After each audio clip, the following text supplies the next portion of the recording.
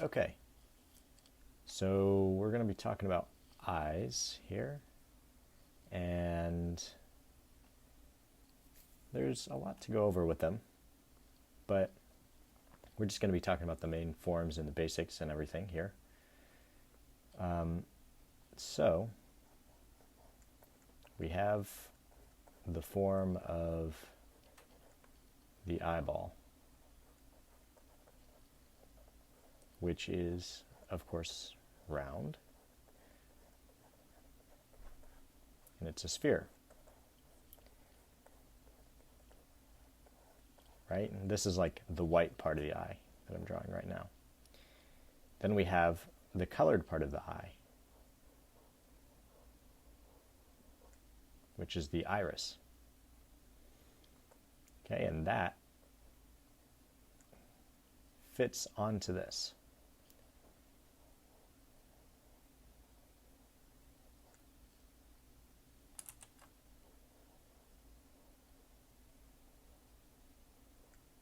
Okay, so it looks kind of like that. Now,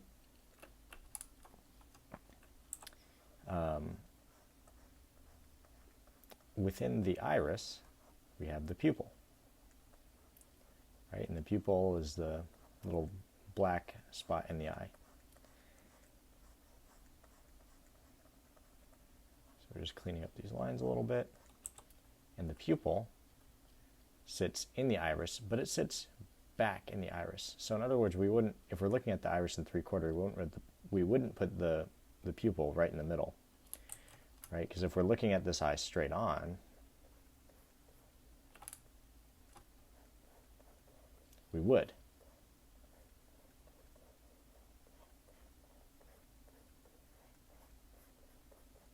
If we're looking at that eye straight on, just like if you look directly into somebody's eye, we'd have just a regular old ellipse, and then we'd have the pupil right in the middle. However, when we're drawing it from 3/4, that pupil is actually going to appear more in kind of like the back. And the reason that this happens is because this iris, this colored part of the eye that we're looking at, let's go ahead and put some color.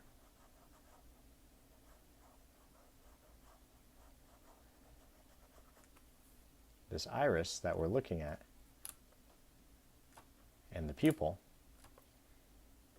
or excuse me, the iris, is actually not just a flat ellipse that is on top of the eye, on the front plane of the eye. It's actually more of like a dish that sits in the eye. If you imagine just like a bowl on a table.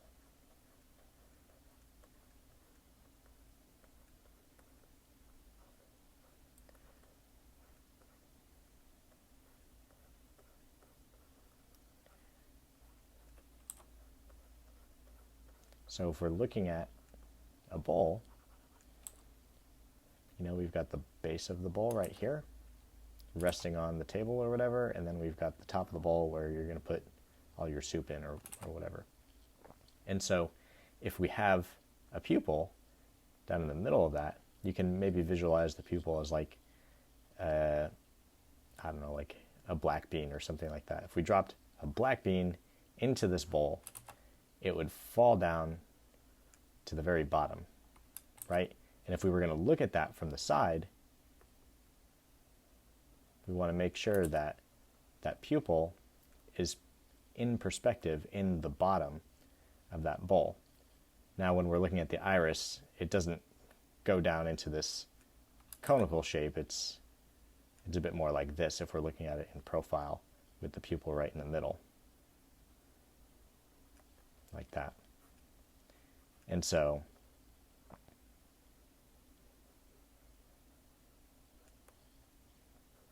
we're looking down into that, we're seeing that pupil, so that pupil is appearing further back in space. Now, if we are painting this, And if we're applying lighting to it, imagine there's a light source coming and hitting this eye now. Just like we can imagine a light source coming and hitting this bowl. Let me go ahead and erase this for now. You can see this lighting effect with like moon craters and stuff like that. But if you're looking at it from the top down, or straight on, or what have you, but if you're looking at a moon crater, I'll pull up an actual photo example of this so you can see. And we have light coming from this direction. Then we're going to get shadow all along this side. Let's actually increase our size a little bit. You're going to get shadow all along this side, and you're going to get the other side of it being lit. And that happens just because of the simple geometry of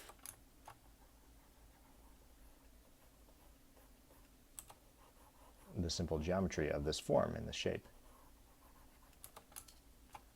So we've got light coming this way, and specifically on like a moon or something, say, you get a, I need to go a little brighter, you get kind of like a highlight on the outside happening.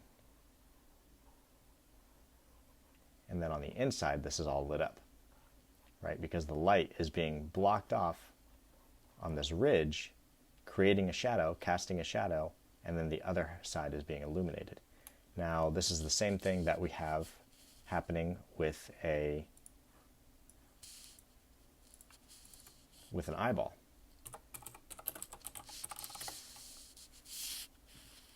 Okay, so if we're looking at a moon crater, you could see this is the effect I'm talking about, right?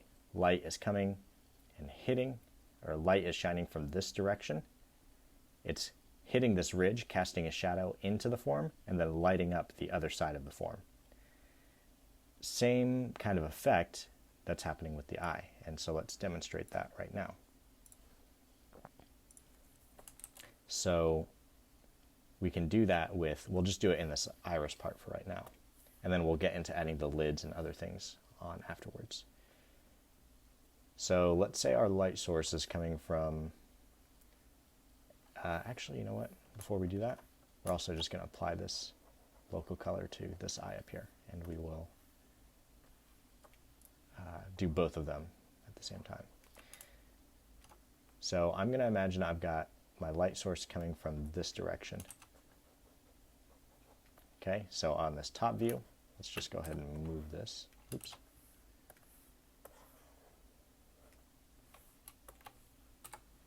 I'm just going to move this one over a little bit. So our light source is coming from this direction. From this front view, it would be coming from this direction. Actually, we're going to change this just a little bit more. Move this over here. And let's go ahead and move this one. Oops. And then move this one over here and make this one bigger so they're about the same size. So we're looking at the eye from the front view and then at a 3/4 view.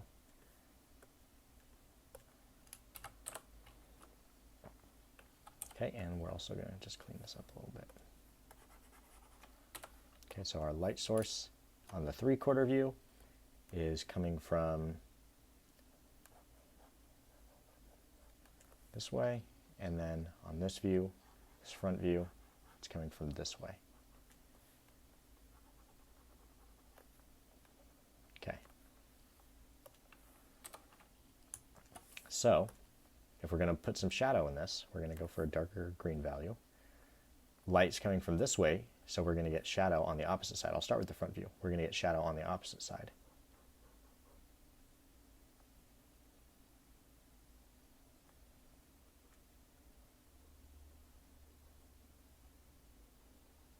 I'll go ahead and darken up that pupil in a second too.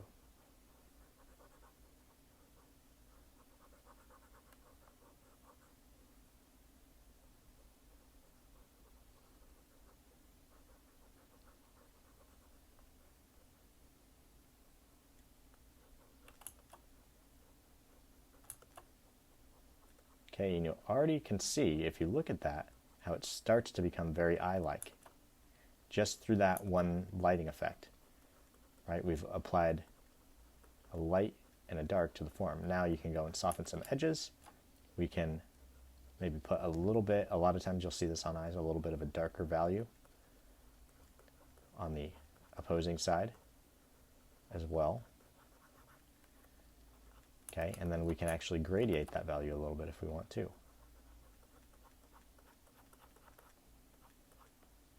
And you start to see, really in a matter of seconds, how much this really starts to look like an eye. Okay, just with this basic value and gradation. So on this 3/4 view, that is going to look a little bit something more like this.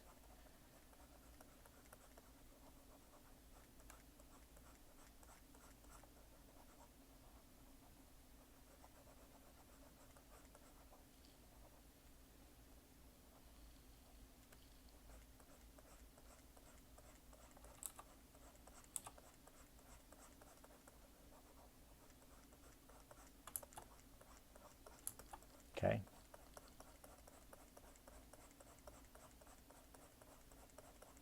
Again, because this is a very dish-like, it's like a moon crater type form. So this is kind of what we end up looking at. Now we can go just a little bit darker in our value. Add a little bit more extra depth to each of these.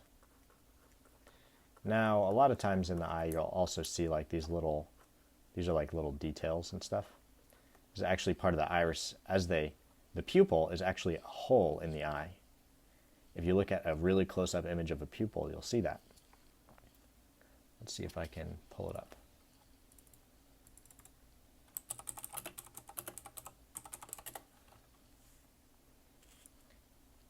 Okay, so you can see it really well in this photo right here. The pupil is just a hole in your eye that lets light in, basically. That may be somewhat of an oversimplification if there's actually more, if there's an eye doctor out there watching this, but, right, so you could see that this like ridge of the iris, which is the colored part of the eye, as it falls over, and then you have all these like really interesting and cool patterns and stuff that happen as well. And you can indicate some of those if you want to. That's really more of a detail thing, and I'm actually not really going to get into that right now just because I want to focus on the big forms first. Those details are really easy once you have all the big pieces established, but it's getting the big pieces established that is actually the more difficult part. So again, we see some shadow down on this ridge. Okay. So another thing with the eye is that we see it as this form, right? And we just looked at that photo too. But the eye actually has on it what's called the cornea. And the cornea is more or less a dome that sits on top of the eye.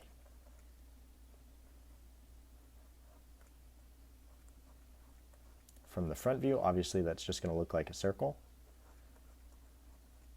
But if we're talking about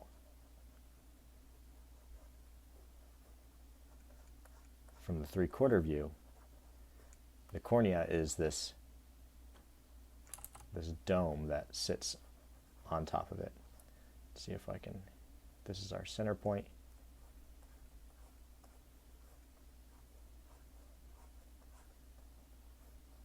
And this is a bit of an exaggeration. It might not really come out that far, but you can actually see this on certain photos of eyes. Let me see if I can pull up another one.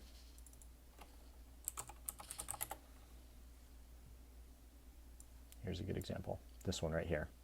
If you look at it, you can see this dome shape that's existing on top of the eye. It sort of juts out a little bit. Here's another really good example. You can see it's very subtle, right? We have the eyeball, and then we have this little bulge right here for the cornea. That sometimes will affect the shape of the eye, but again, that's a little bit more of a minor detail. But what is important about this is that the eye is very wet, and that cornea can help develop a very crisp highlight. So if an object is wet, obviously it's going to be a little bit shinier. So we can take, let's see here, that's that one. Oops. What's going on here? Oh, okay, I just wasn't bright enough. When this object is shiny, right, we can take this highlight, and this light source is coming from this way, so we're going to get a highlight that is going to reflect against that shiny part of the eye and some of that cornea and create those highlights. And now you can really see how that form really starts to come forward, right? And on this one, we're going to see that highlight probably somewhere around here. Okay, just a little bit of edge work on that to blow out that highlight a little bit. Okay, so we can do the same thing on this. Just soften those edges just ever so slightly. And a really good trick is to place that highlight on the eye right between the sclera, which is the white part of the eye. Let's see if we can go ahead and put that in as well. Right, the sclera is that white part of the eye, which, mind you, most of the time isn't white. It's usually more the value that the flesh tone is.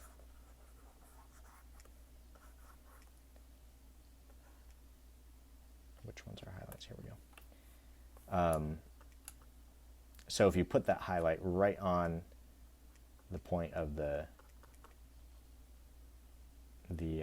sclera, which is that white part, and the iris, then usually that makes a pretty cool effect, because what ends up happening is you're placing this highlight over kind of like overlapping form, or kind of like an overlapping form.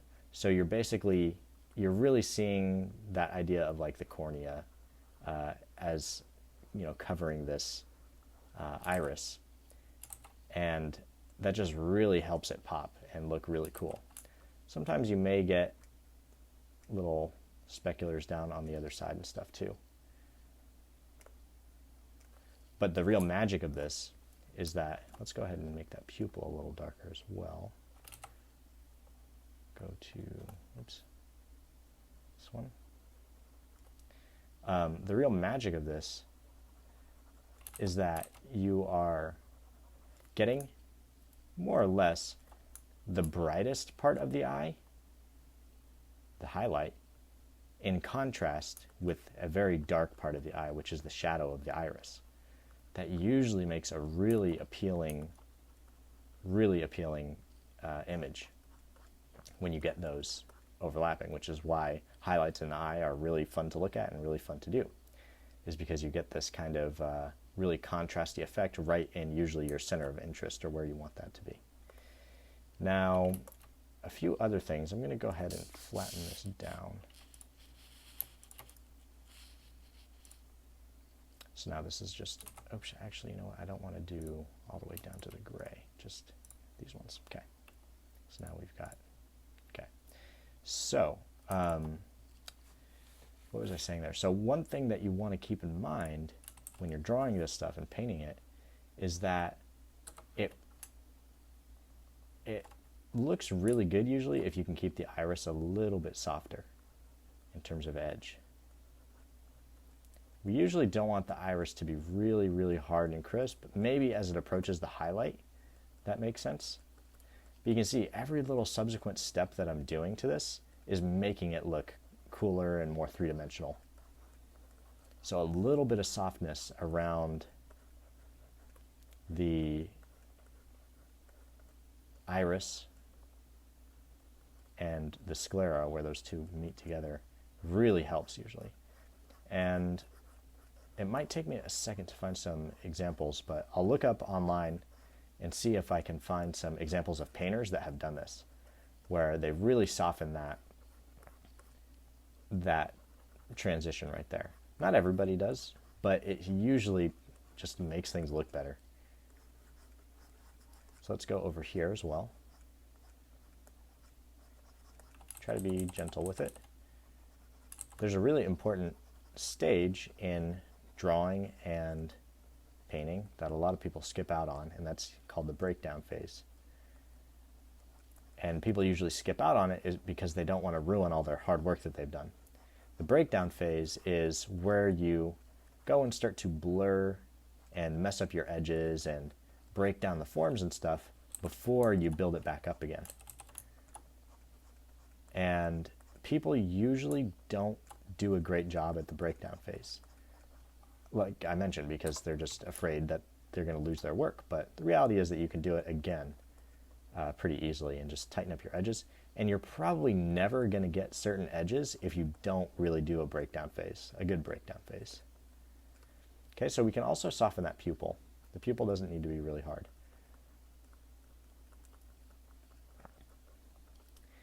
Now, one thing that I like to do personally that I've noticed some other artists do as well that I think looks really cool. Let me just fix up this edge a little bit. So now that we blurred that out, we're going back to our pencil, if you're drawing this, or in this case, my digital brush here. And I'm back on brush mode here. And I'm just kind of finessing the edges a little bit. Trying to make them a little bit softer here, maybe tighten it up the hardness a little bit. Not do all my blurring and blending with the blur brush, but rather a combination of blur brush and just this round brush. Now, if you're drawing traditionally, then that just is a combination of your pencil and your finger and your eraser. And if you're painting, then it's a combination of your brushes. And some brushes you'll have just for blending and soft blending like this. And some brushes you will have for applying paint and moving around very small, minute amounts of paint. Okay. So, where were we? Okay, so one thing that I like to do that I think looks really cool usually is I put in the pupil this general dark value, and then I actually go full black, and I do a full black on the outside edge. Even though it's a little bit counterintuitive because the light is coming in through this way, you'd think that this edge would be lighter, but I don't know. To me, it just looks really cool if you just do a really crisp, nice black kind of around the edges and then just feather it out as it gets more towards the pupil. I think that usually looks pretty three-dimensional and cool. And again, we can soften this just a little bit.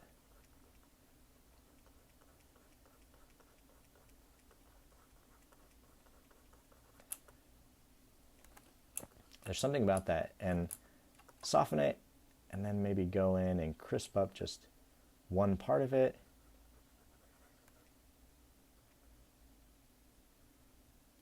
Play around with it a little bit until we find a balance that we really like.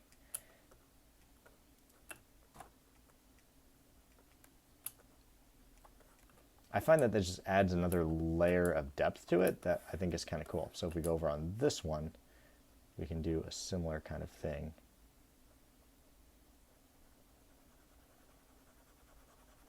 Just gradients in general, I think, are pretty good. Like we've got this green gradient going from dark up here to, lighter as it gets towards the edges. And then we've got this gradient of the pupil happening as well, and a gradient happening as this approaches the more lit area.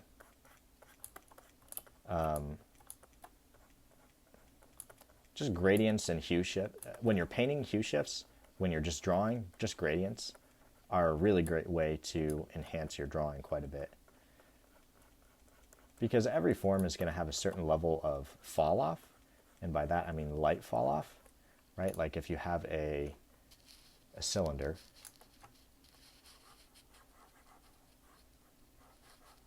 again, I'm doing this digitally, so if you're following along with a pencil or anything like that, then it's going to be slightly different. But we've got just a basic cylinder, right?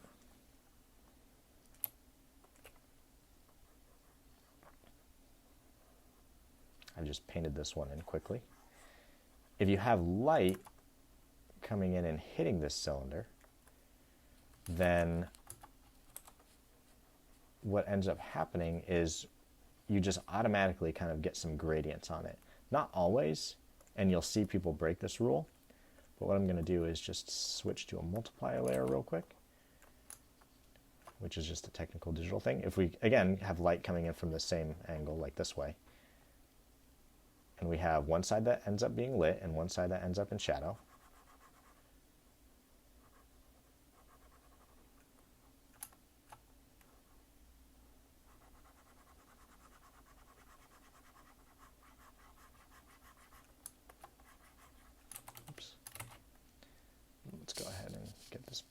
merge this down now. I really didn't need to do a multiply layer for that, but that's okay.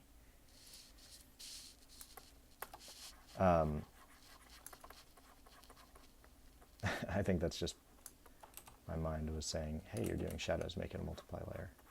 Which, if some of you guys aren't working digitally, then that doesn't matter, but it's just a certain layer type that's helpful for putting in shadows. So anyway, okay, without enough rambling, because I want to stay on topic. We've got a sphere, we've got light coming down this way. Or not a sphere, sorry, we've got a cylinder. We've got a shadow side, we've got maybe a little core shadow on that as well.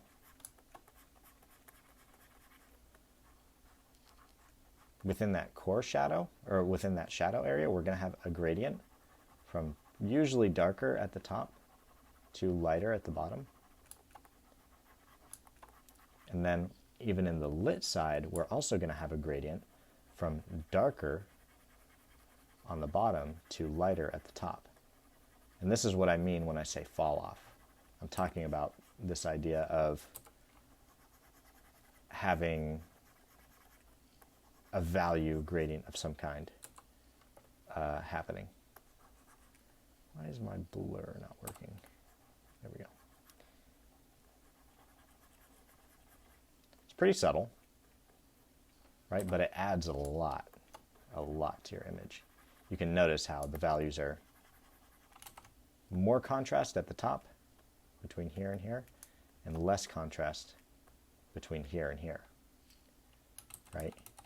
But if you squint your eyes and look at it, this side still appears in the light family, and this side still appears in the shadow family, even though we do have some gradients on both sides, right? So gradients are very important. So that's kind of generally how that goes. And side note, if you're painting these, a lot of times you can get away with like putting in a bunch of different colors and stuff like that, and just having like generally a lot of fun with the colored part of the eye and the iris and everything like that.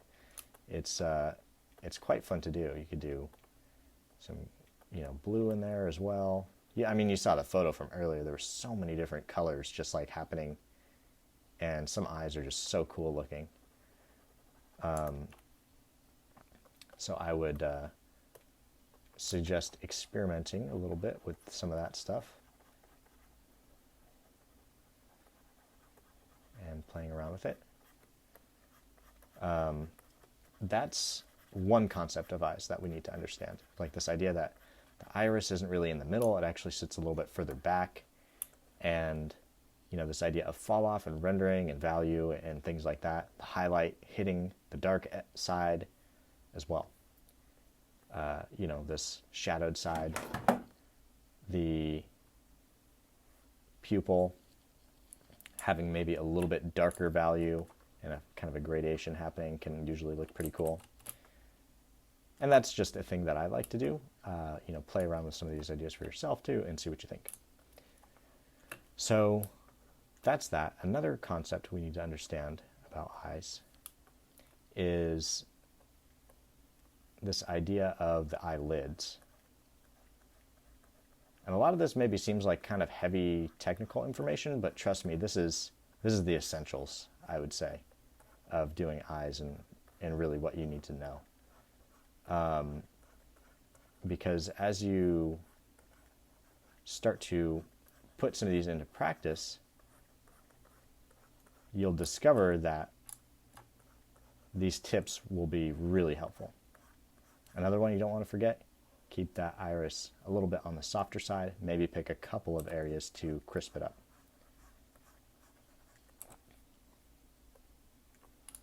Okay, so if we've got our eyeball again, and we've got our iris, and the pupil, we've got eyelids, right? So those eyelids, let's actually do that on a new layer. Those eyelids have thickness to them.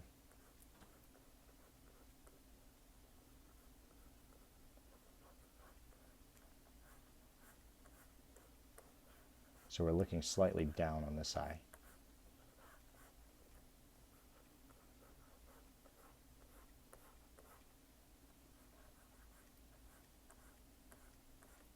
Those eyelids have thickness to them, right? So that means that we're going to see a top plane of that eyelid.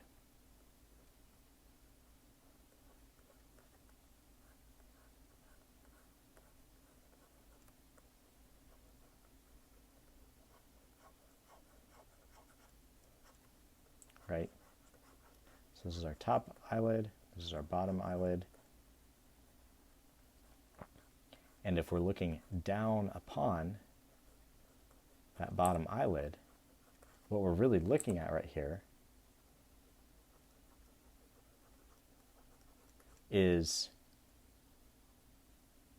kind of like a shelf. We can imagine this as a shelf. So if we take, let's try to keep our colors consistent here. We can take our white of the eye. Oops. Make sure that we're on a layer below. Take our white of the eye.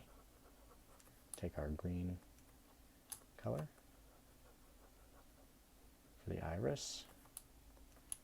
Take our pupil. Okay. And then we could do just like a flesh tone kind of color for this eyelid.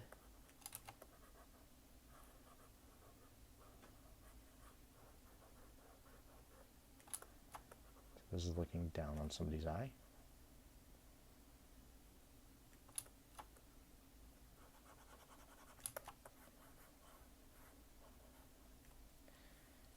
Now we have this shelf, right? Now this shelf is actually, a lot of times, if we have the same kind of lighting scenario with light coming down this way,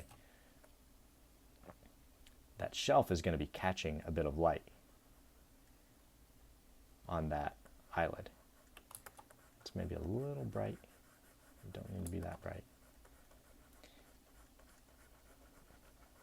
A lot of times you may find that that lid ends up being similar value to the white of the eye. And because the eyelid itself is also wet, we're going to end up getting usually a lot of highlights around this area too. You know, but the idea that the eyelids have thickness and we've got this shelf happening. You know, so from the top view, or from a different view, let's take another look. Okay, so we're drawing our sphere. Sphere of the sclera, or the eyeball. And then the sclera is the white part of the eye.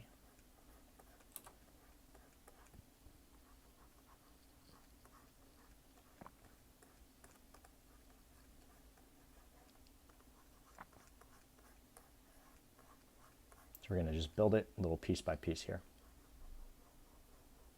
We've got our iris. The 3/4 views are usually the best views to really show like a lot of these concepts because, you know, it's three-dimensional and we're trying to draw three-dimensional things. A profile view is typically very flat, and so is a straight-on view. With edges and overlaps and things like that, you can make them look better, but generally you're going to get the most kind of form and overlapping form and stuff on three-quarter views. So we've got a similar thing happening with the top eyelid.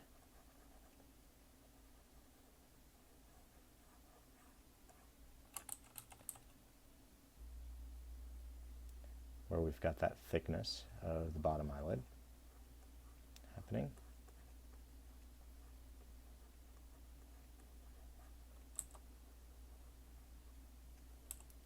Okay, but then we've also got the same concept happening on the top lid. Now, eventually, it's going to come down to like a convergence point where, you know, the top and bottom part of this eyelid are going to be touching each other, and then it gets, you know, thinner as it approaches down to the corner. There's going to be different situations that you'll see where you'll see that thickness of the eyelid over on this side more, and sometimes we'll see it more on this side. So just be observant as to your reference and what you're looking at and everything, and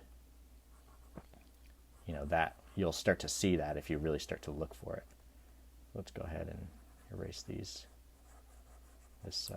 part. Okay, and we'll go to just here. Again, we can fill in the white of the eye. We can fill in our average flesh tone color.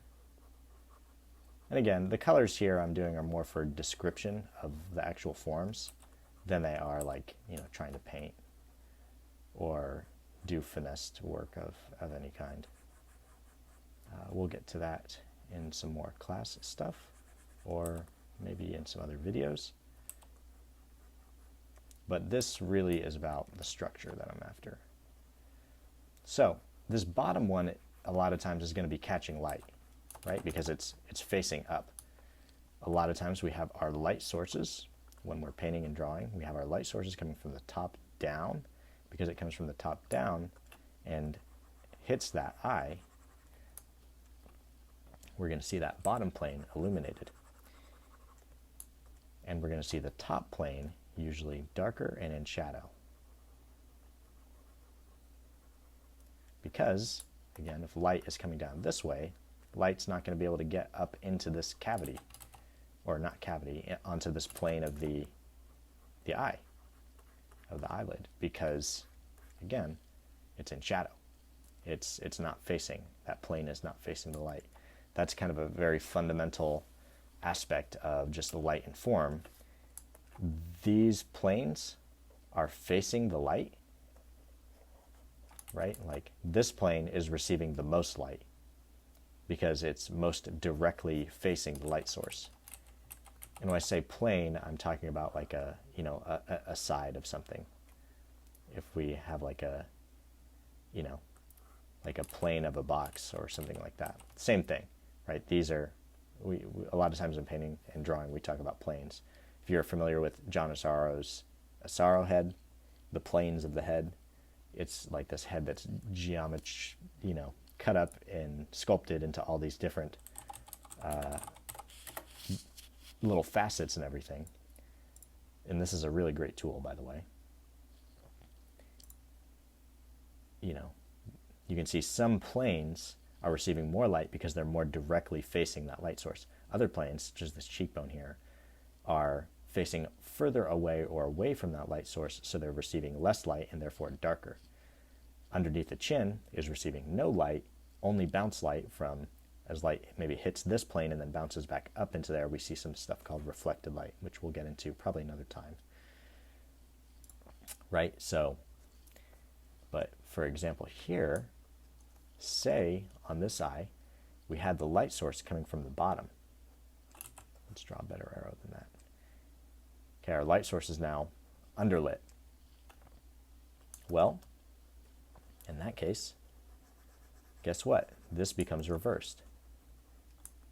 And now we have the bottom plane of this eyelid in shadow, and we have the top plane in light. So that's how these planes of the eye work. Okay? We've got basically, depending on where the light is coming from, we've got a few different things happening, a few different planes being affected by this. Okay, so let's just go ahead and clarify this a little bit by moving these out of the way of each other. Give a little more breathing room. So another thing to keep in mind is if we have light coming down this way, we're going to get shadow, right? That shadow is going to be cast onto the actual eyeball itself. So let's do this a little bit better, actually. And let's go darker. So the top lid is kind of cutting off some of this, but we're going to get shadow all in here because this eyelid, because it's thick and it has thickness and it has form, it's casting a shadow down onto this eye. Okay, and then if we really wanted to talk about the light, this whole eyeball is a sphere, so this whole thing would be a little bit more rounded like a sphere. This side would probably be a little bit darker, and then it would catch that light as it goes and bounces down off of there. Again, on this whole side would also be darker because this is a different plane of the eye, and this side would be darker. This whole underside, in fact, would be a little bit darker.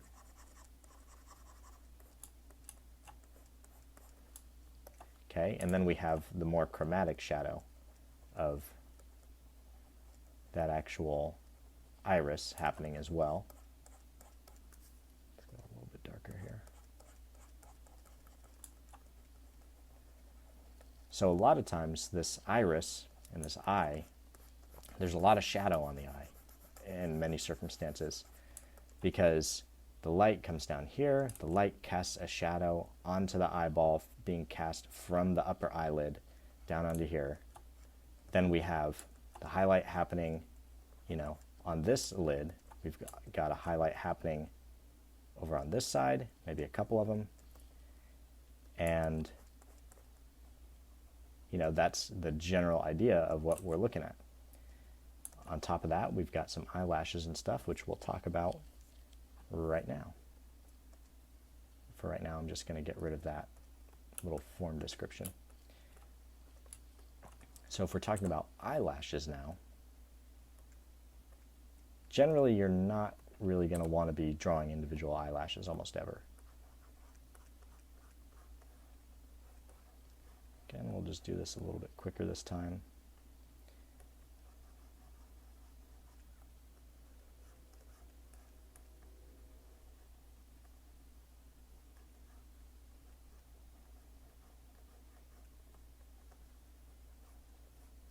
Really helpful to do these little fast sketches to just get these ideas out as well. But a lot of times when we have eyelashes, you know, if we're looking at it from a side view, and actually quickly before we talk about that, we're going to talk about the side view of the eye. The eye fits inside of the skull. So this is like the eye socket, part of the skull that goes in. Then the eye actually sits back inside of that. Right, the eyeball goes back inside of that skull. And then here, we've got that iris and pupil.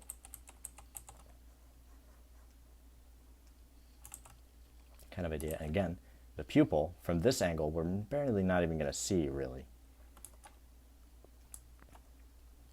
Because that pupil is existing, as we mentioned up here, more in like a dish, kind of, you know, down in the middle.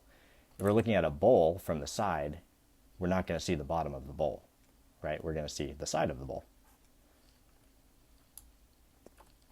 Okay?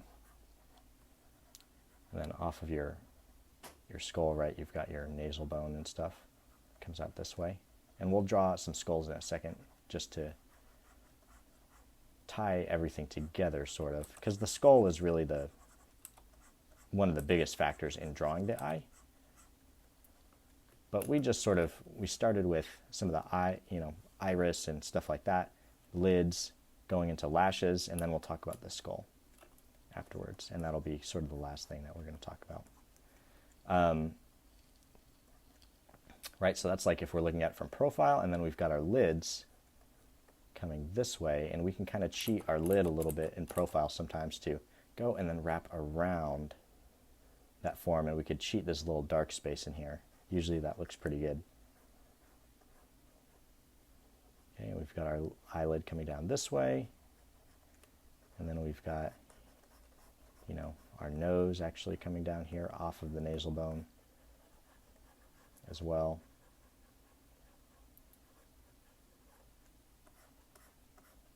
Big old nose on this guy.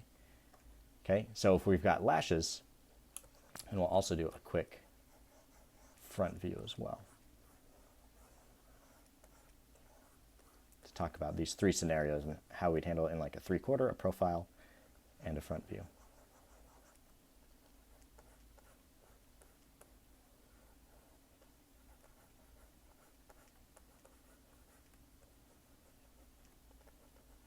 This is a good opportunity real quick as well to talk about the eye has generally a few angles that it's comprised of. Different ethnic types will have different types of eyes and different angles, but we've generally got an angle across the top, an angle going down to the tear duct,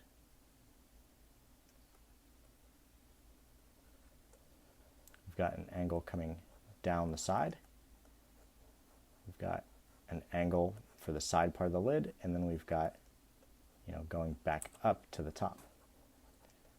So a lot of times when we're drawing eyes and just getting the shape down, it's not really like an almond shape.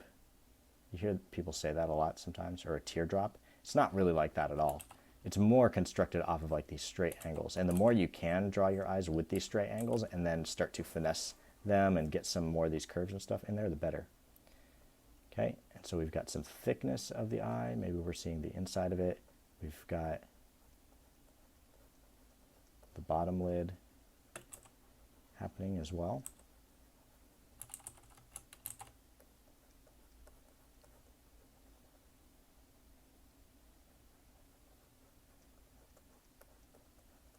Usually the iris is going to go and sit right against the bottom lid, almost tangent to it.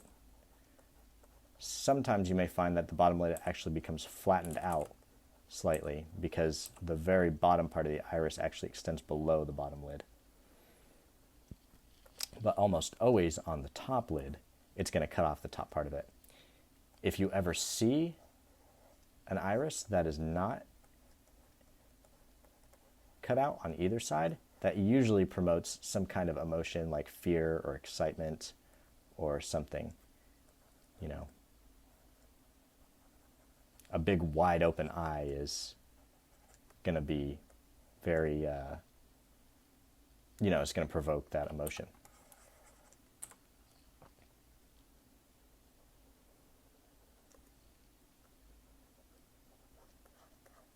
Okay, so lashes. The top lashes come down and in a bit. You don't have to draw specific lashes. The bottom lashes kind of curve the other way slightly. Now, the more straight on you see the lashes, the less you're going to see of them. So in the straight on view, for example, you might see a little bit along the edges. You see that a lot of times with girls that do their makeup and stuff, they kind of get this shape over here.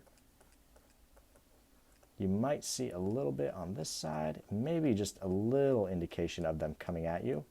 But right, if we're drawing a form that's coming at us, we're not going to draw it like this. For example, if we think of these eyelashes even as cylinders, if we're looking at a cylinder more from the side, we're going to see much more of that form of the cylinder. If we're going to look at a cylinder straight on, we're just going to see a circle, really, right? Unless we're looking at it from a below perspective, we can imagine each one of these cylinders all in the same perspective area, right?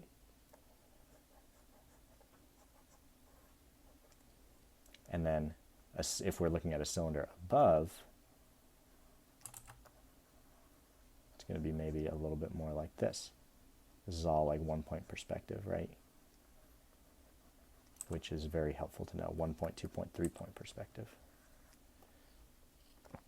And then might as well finish this off.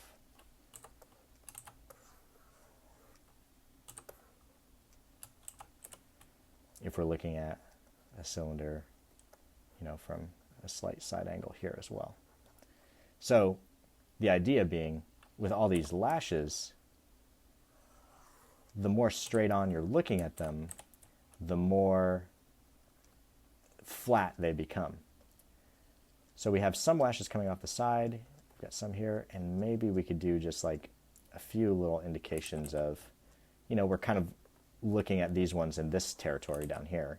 So they're sort of coming at us a little bit, or we're seeing a little bit of that. But you don't want to overdo it with the lashes. You can make characters appear more feminine by giving them bigger lashes. You can make characters appear more intense by giving them bigger lashes, male or female. Usually it's going to promote more of a feminine attribute. But, you know, that just comes into like, you start talking about character design and things like that. So, you know, that's like a straight on view, right?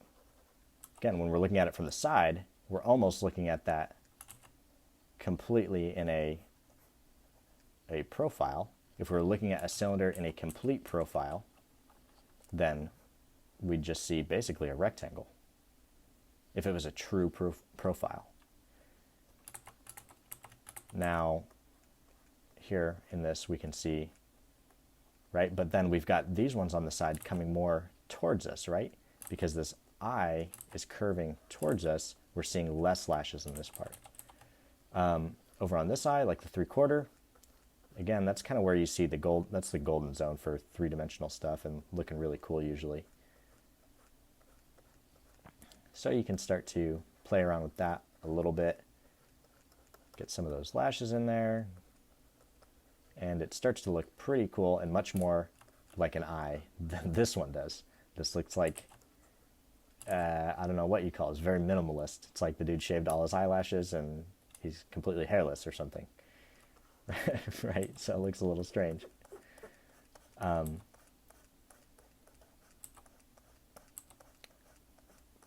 You know, so we've got the eyelashes kind of coming down this way, and we're going to see a lot of them, or a lot more of them. And I would suggest kind of grouping them together if you can, into kind of clumps and things like that. Try to make an appealing shape out of them. Don't just like 1, 2, 3. That's going to look super cartoony. We want to really try to group them together into more clumps and shapes and appealing shapes and all that kind of stuff. And the bottom lashes are usually pretty sparse, and we're not really going to see a lot of them whatsoever. Maybe you'll see a few, but you'll not really see a lot. Okay, so we're getting close here to talking about all this stuff. Okay. I think the next thing that I really wanted to go over was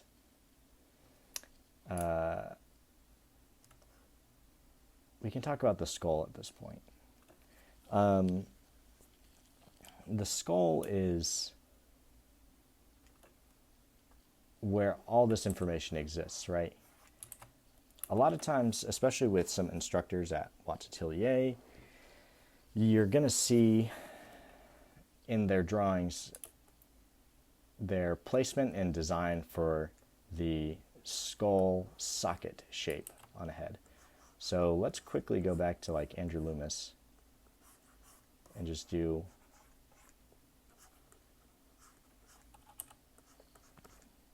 a head. Very simple.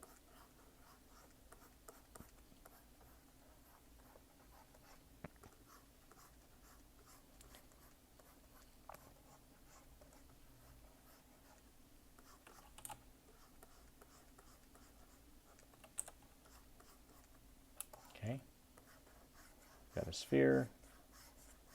We've got a head coming down, head and 3/4. We can do the cut off the side plane of it.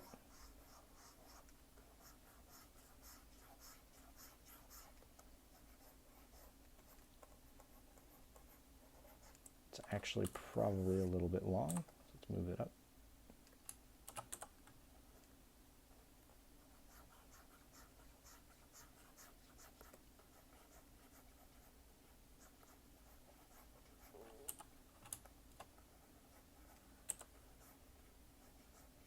Okay, so we've got a side plane of the head, we've got a front plane of the head,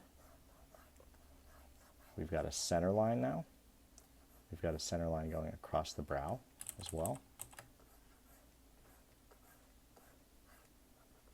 and we've got the center line going back in space.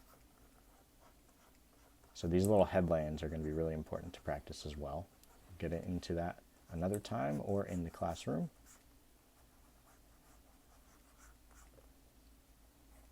Gotta say, probably not my best one, but that's okay.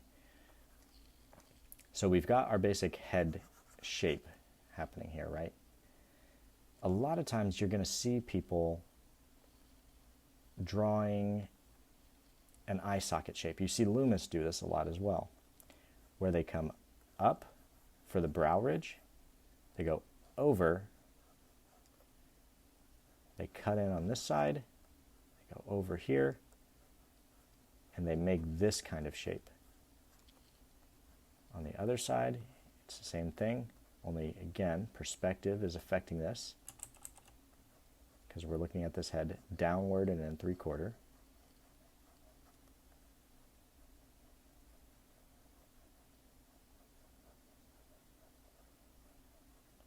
Right? And this represents two things, typically. I can't say always, and I can't say for every person that draws it, but how I see it, this is how I see it.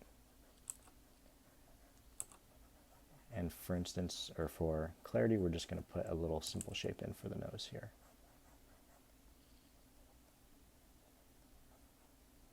Okay, and noses we'll get into in a little bit. So this is how I see this shape, right?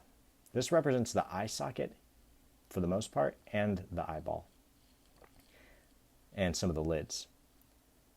A lot of times when we draw eyes, when I draw eyes, I think a good way to draw eyes is to get all the shapes in from the biggest point to the smallest point. So when we're doing head layings and head drawings and establishing that, we start out, let's just add a top plane to this nose. Otherwise it's going to bother me. Okay. We start out by drawing this shape. And then what you can do is you can use a Riley rhythm to connect each corner of the eye.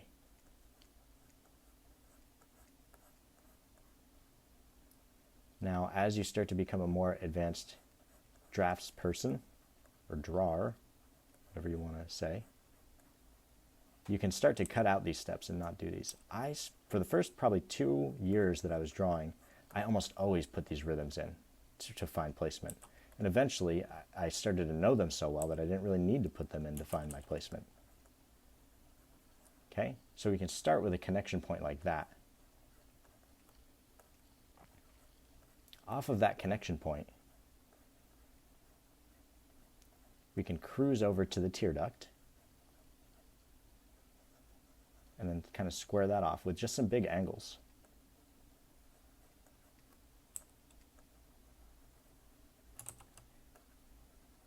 Okay, same thing on this side.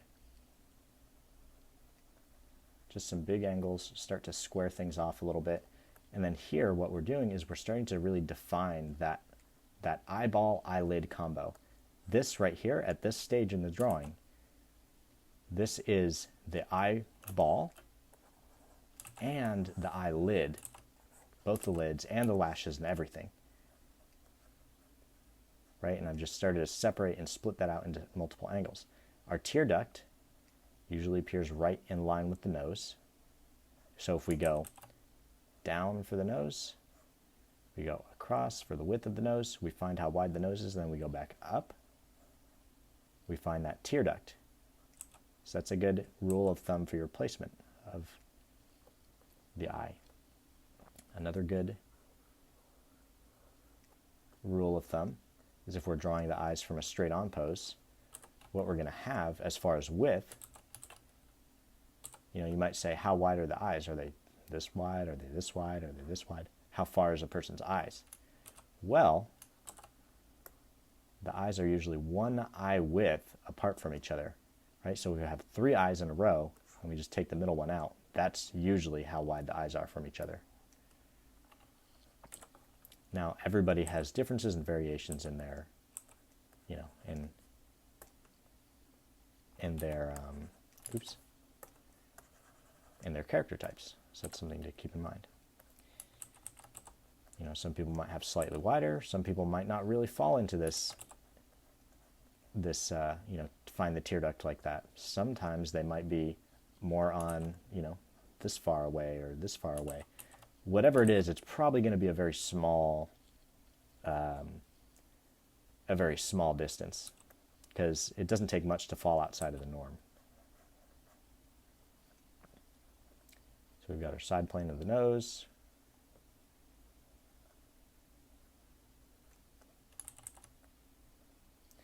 We've got our eyes starting to be established. And what this whole demo portion at this point is really about is, you know, how to start finding the placement of the eyes. But then it's this shape right here. This shape is incredibly, incredibly important. A lot of times if you have a light source coming down from this way, what ends up happening, this is where the eyebrow would be, right? Like up here along the brow ridge. I'm not going to really put those in. They actually start a little bit closer to the nose, like that, right? The other eyebrow would be somewhere over here. But if we're just talking about a dude, a hairless person again, if we have light coming down from this way, we're going to have a shadow that appears in a little pocket right here.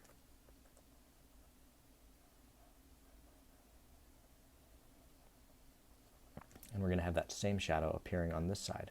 Now, if you feel up just on your own face, you could feel that inside corner of your eye is very, you know, there's like a little pocket there. That shape is really, really important for drawing, because that shape right there is the skull. And one of the most important things that you can study when you're studying portraiture and features and all that kind of stuff is the skull. Because the skull provides structure for all that stuff. Right? And then if we were going to continue maybe shading this, you could say if our light source is coming from this way, this eyeball is just a big round sphere, right? And then we also have some shadow occurring right up here for the other part of the skull.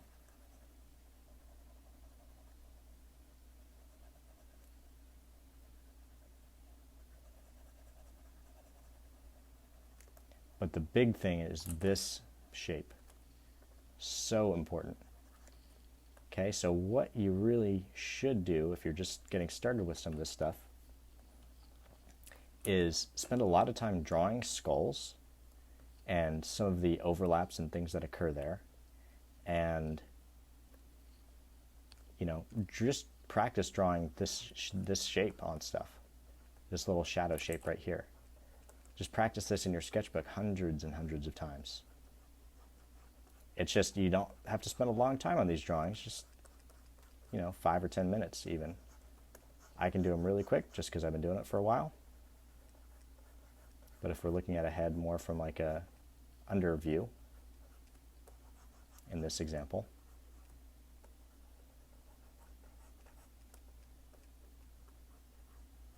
need a little bit more on the back there.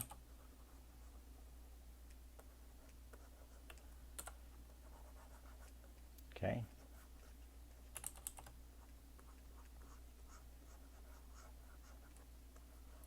Brow line, nose line, chin, the nose coming down,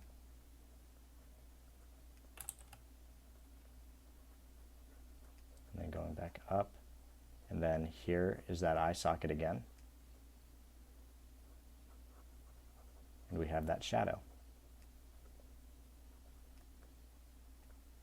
happening right in that little pocket.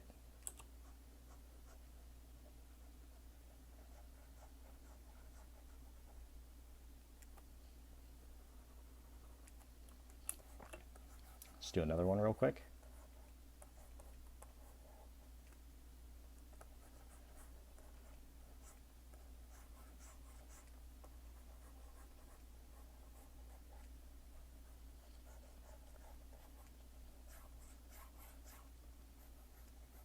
Now, the ones that I'm doing here are a little bit sloppy, so take your time to maybe do some nicer ones. But I've probably already taken up enough of your time as it is. Right, so here's our little eye socket shape. You can go down, go up, find the nose.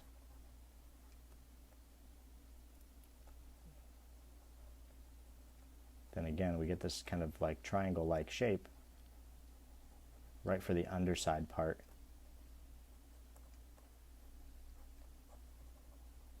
of the head.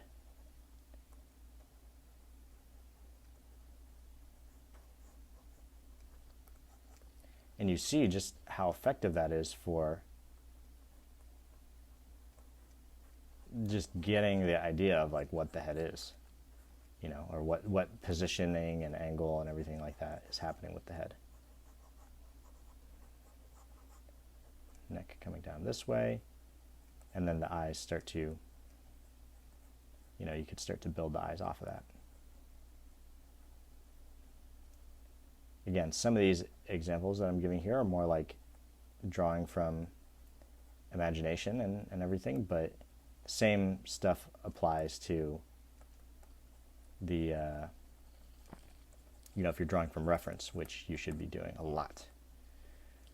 And, you know, the eyebrow kind of merges into the shadow shape a lot of times. So you get maybe a little bit of texture right there, coming up, right here, a little bit more texture, and then, you know, the other eyebrow. A lot of times, like I was mentioning, you get the eyelid happening up there, and then you get this little shadowed area right here as the eye socket sort of finishes around. Maybe a little bit of an indication for that bottom lid and bottom socket. You see when I'm drawing that bottom lid, I'm not, you know, you just have to indicate it. You don't draw it like hard edged all the way around. It's just not going to look good. A lot of the key to drawing is just like good indication more than anything. You know, and then if you want to start to take it further, you can, adding tone and things like that. This is where the idea of the planes of the head and everything really comes in handy.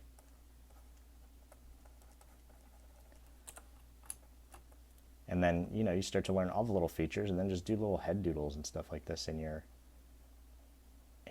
sketchbook, and digitally if you want, and all that kind of stuff.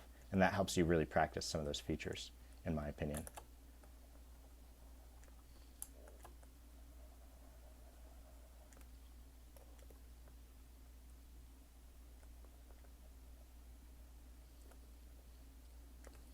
So, without getting too far into that, that's kind of eyes generally. Now let's pull up quickly some examples of just some examples that I have of some artwork. Let's go to this one maybe. Oops, there's a digital painting that I did a while ago. And you could see some of these ideas at play and at work. This darkness around the pupil, the softness around the pupil. We've got some highlights happening with different colors. We've got different colors happening inside of the iris. We've got some lashes, not too overdone. We've got the white of the eye that's really more of the skin tone and the same value as the skin tone. It's not actually white. We've got some other highlights and stuff happening along the edges of the, you know, along the edges of the white of the eye. And we've got some edge work. The other one, very similar. We've got this shelf for the bottom lid. We're seeing some of the top lid, all this kind of stuff. right? So that's kind of the general breakdown of how that works. I had another painting from a little while ago that I'm still working on. Yeah. Okay, so this is another portrait that I'm just working on doing, but it's quite unfinished at this time, but I did start to finish up the eye. And if I zoom in really close, you can see how painterly you can get with some of this stuff, and like some of this rendering and detail and things like that. A lot of this is just edge work and value and manipulation and all that kind of stuff. And, you know, this is getting way more into some of those details and stuff too. So it's a mix between like very soft edges and painterliness and then more detailed oriented stuff and sharper edges and things. But then when you zoom out and look at that as a whole, that eye really looks finished. Even though when you get up and look at it, it's like, you know, there's barely any top lid, but what we have is like some indications happening of some of the lashes and things. We've got the bottom lid, we've got some highlights happening along the bottom lid. We've got the light coming down from this direction, you know, down from this way. So we've got some highlights happening here. We've got the lit side on this side, the lit side of the iris. We've got the darker side of the iris, you know. So that's another example right there. Let's see. I have more and more examples. Here's a good example of one of Brian Knox's drawings where he really goes over, like, you know, you do this socket shape, you find the circle or the sphere of the eye inside of it, then you connect it with those rhythms that go across.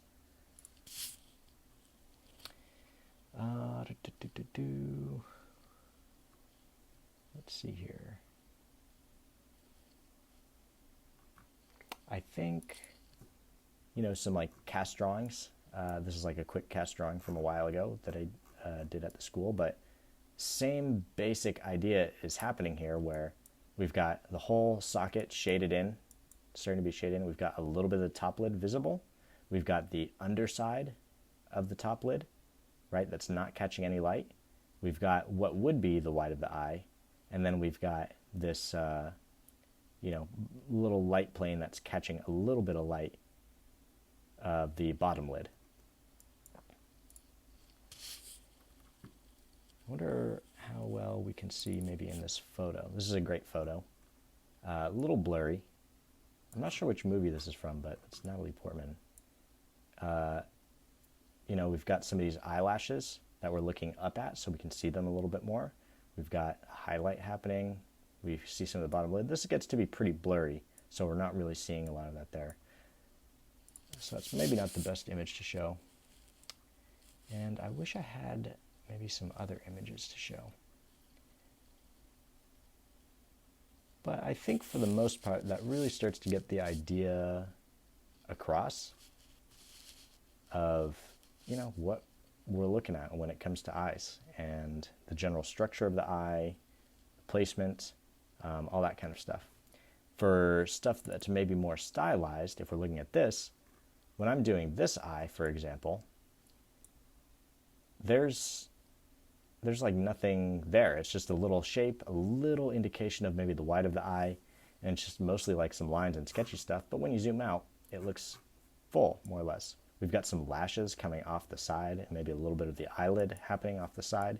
So you can use that when you've got more of a 3/4 profile situation happening, just a little bit of lashes coming off.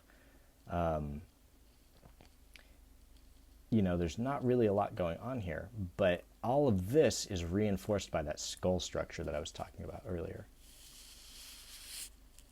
And we've got some other artwork here from another artist that's really, really quite nice, really nicely rendered. And if we zoom in on that, we could see the same idea at work.